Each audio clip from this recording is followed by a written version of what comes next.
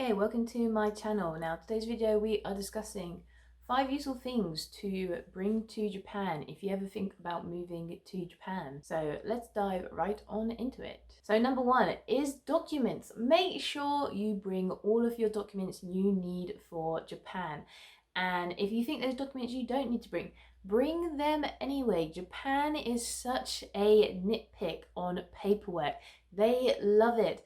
They want papers coming out of their ears. There is so much paperwork they want. If you think there's a document you have and it's not relevant, trust me, Japan's going to find some relevancy for that document. So bring everything. If you have the chance, make sure to print it all out before you get here and actually have the original paperwork, because they are sticklers for the original document as well. Some places they will take the online versions if you print it off before and you tell them that it is the original document, because technically it is the original document. You know, for me, for bank statements, I don't get any paper ones anymore. They're all online digitally. And when I told my colleagues of, oh yeah, I've got them online, they looked shocked to me and going, that's not the original one because it's not on a piece of paper. But I'm like, it is, because in England, we are moving away from paper and everything is moving online. And for some Japanese companies, that is mind-blowing for them. So make sure you print out all of your documents and have it on paper, because they just love paper here. Also, make sure to bring your degree to Japan as well, since a lot of companies, or if you need to show proof of how long you lived in England, or just proof that you were in your country for a long period of time, a degree is a great example of this. Because when I changed my English license to a Japanese license, they want proof that you have been in your country for over 3 months, and how a lot of other countries do it. When you leave your country, they give you an exit stamp. So it shows that obviously before then you were in your country, where again, in England, everything is digitalized. We don't do stamps anymore. And that just blew their mind that my country didn't give me an exit stamp when I left. So I had to use my university degree instead to prove that I had lived in England for a long period of time. Also with my bank statements as well. So just make sure when you come out here, just bring every piece of document that you may think is relevant, or just bring everything you possibly can, because more paperwork is better than less paperwork. And make sure to keep each of these documents organized as well. Okay, so moving on to number 2, which is sorting out phone plans. Make sure you get a phone plan before coming to Japan, since I know when I arrived, this was one thing I was very grateful I did before, since you're in a new country, everything's new to you. And I think it's definitely being a foreigner in a different country, your phone is such a huge lifeline in the country. And it's also a big connection to your home life in your home country as well.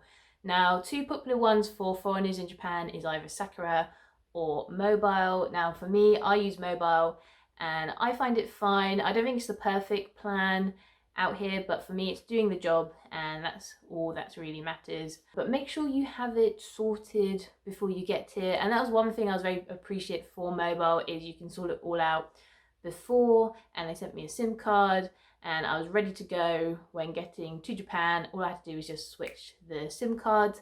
And that's also another thing I recommend. If you have the option to buy a new phone, or when you're getting a phone, definitely keep an eye out for dual SIM card phones. Since I was so happy, the phone I bought, I didn't even realize it had the dual SIM card option. And it's definitely really useful, because I'm still able to keep my home SIM card active and going, since for at home I had pay as you go, so it's just left on in my phone. So it just ticks the box off, it's still active and alive, so my home phone company won't shut the SIM card off. And it's very useful, since obviously in this day and age, many banks and items want that double security thing, so your phone number is always attached to a lot of the online accounts and companies you are with, and they always want that special passcode. So to not lose that number and have the hassle of being blocked or can't get into like bank accounts or even certain websites because of that dual security, it's very useful to still be able to have my home SIM card activated, since there's many foreigners I've spoken to here, because they didn't plan their phone properly before coming, they've actually lost their home SIM card. So for them, it just causes an extra hassle for if they're trying to connect to things back to their home country.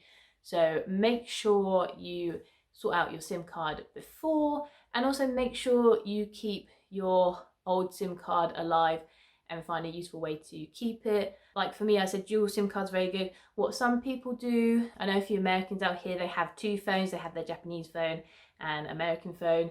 But if you haven't got the cash to drop down for two phones, then the dual SIM card is such a handy thing, and I'm so grateful that my phone has that option. Okay, the next one is bring things that you can't get to Japan, since that's definitely one of the things I have definitely made the mistake on. There's a few things that I thought, oh, I won't be able to get in Japan, so I brought them. And there's a few things that I didn't really think about that I actually can't get Japan. And if I had the knowledge I know now, I definitely would have brought different things to Japan. Now for me, one big thing that I definitely should have brought more of is shoes. And I know some of you may be thinking, but you can get shoes in Japan, which is very true, but unfortunately I have Western feet. So it's very rare for me to find women's shoes that will fit me, since I am about 26.5 centimeters or 27 centimeters. So I'm kind of on the cusp for ladies' shoes, and sometimes it just depends on how the design is of the shoe, if I fit the shoe or not. So for me, buying shoes out here, I tend to have to buy men's shoes out here, which is fine because trainers and kind of work shoes, you know, they're pretty much gender neutral shoes anyway, so there's no problem about that.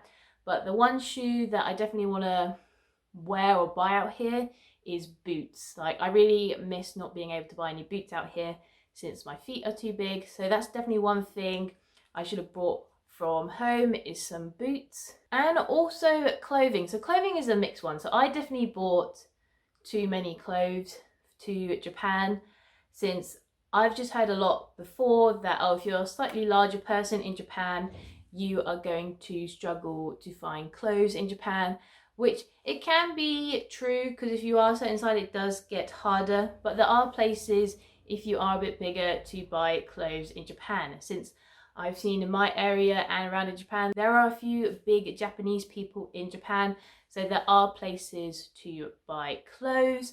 But for me, I think for being a woman in Japan, you definitely have a bit more flexibility, since if I can't fit into any of the women's clothes, I can actually lean onto the men's clothes.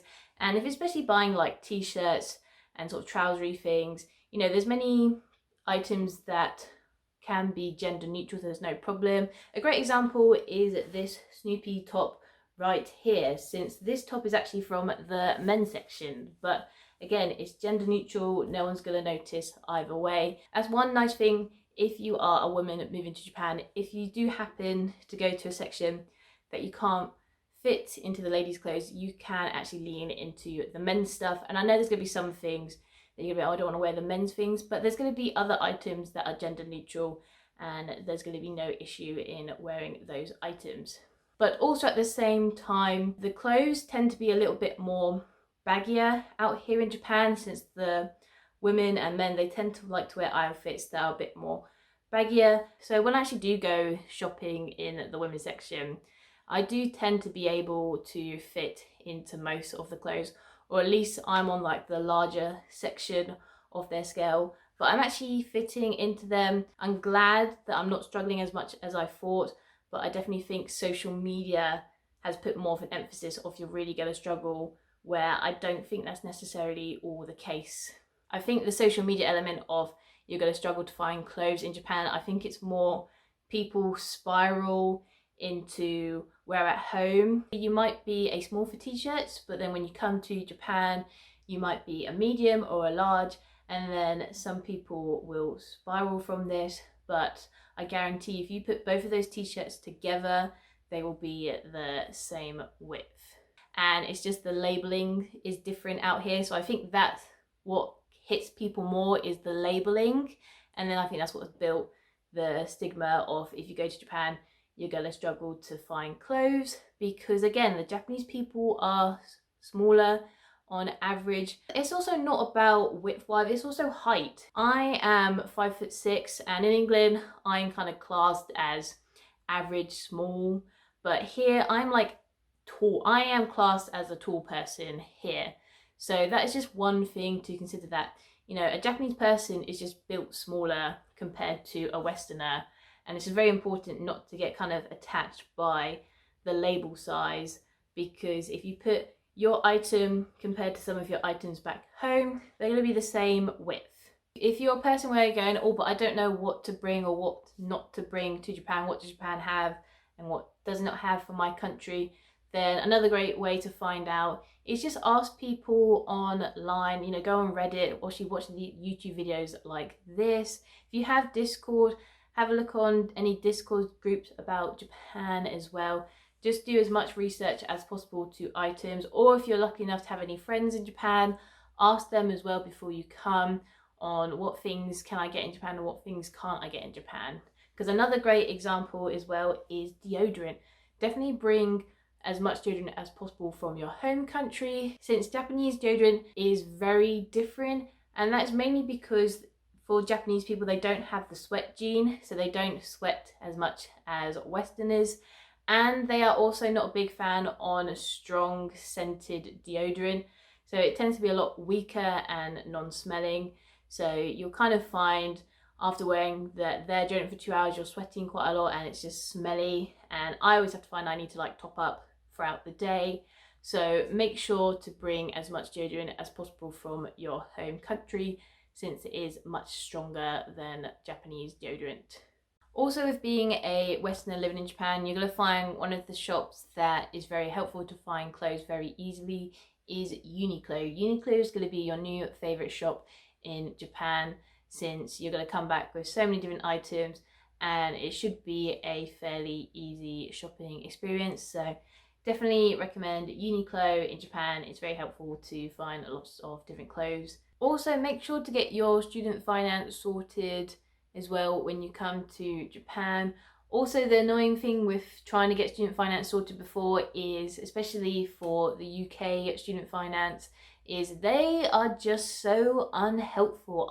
When I came to Japan, I had such an issue with updating my student finance with them, and they were just not helpful in the slightest. It took me a long time to get it sorted. The craziest thing was, and this is still a thing now, the UK Student Finance, they do not have an official email address that I cannot email and ask questions. They push you to their social media, they push you to their Facebook page. And I asked the person of, how do you not have an email? Why do I have to send you messages over Facebook? Because surely this cannot be secure. And their response was, Facebook is more secure than having an email address, which I just thought was crazy. How can you tell me that Facebook Messenger is more secure than having an official student finance email address that people can email queries to? That just blew my mind.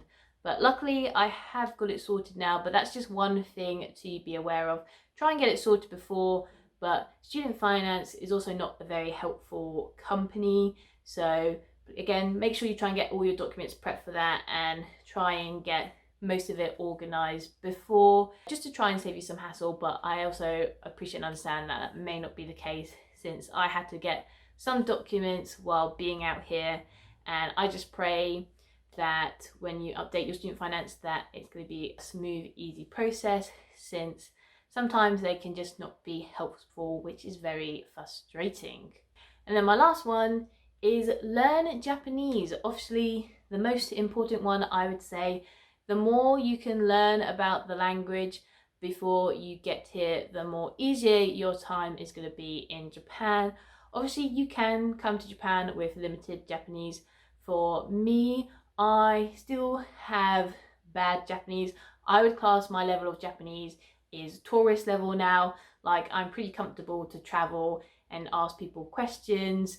But anything above tourist level, then my brain just goes phew. You can explore Japan with limited Japanese, but obviously, like any place, the more of the language you know, the easier time you're gonna have. If you have the opportunity to study before coming out here, definitely take as much of that time that you can to get your Japanese better before you come out here.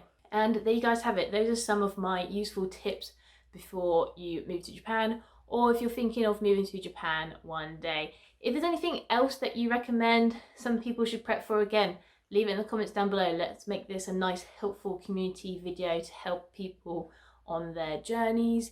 If there's anything else you want me to make, leave a comment down below. Make sure you like and subscribe to stay up to date with my future videos. And just remember guys, keep being awesome, keep being amazing, and I'll see you in the next video. Bye!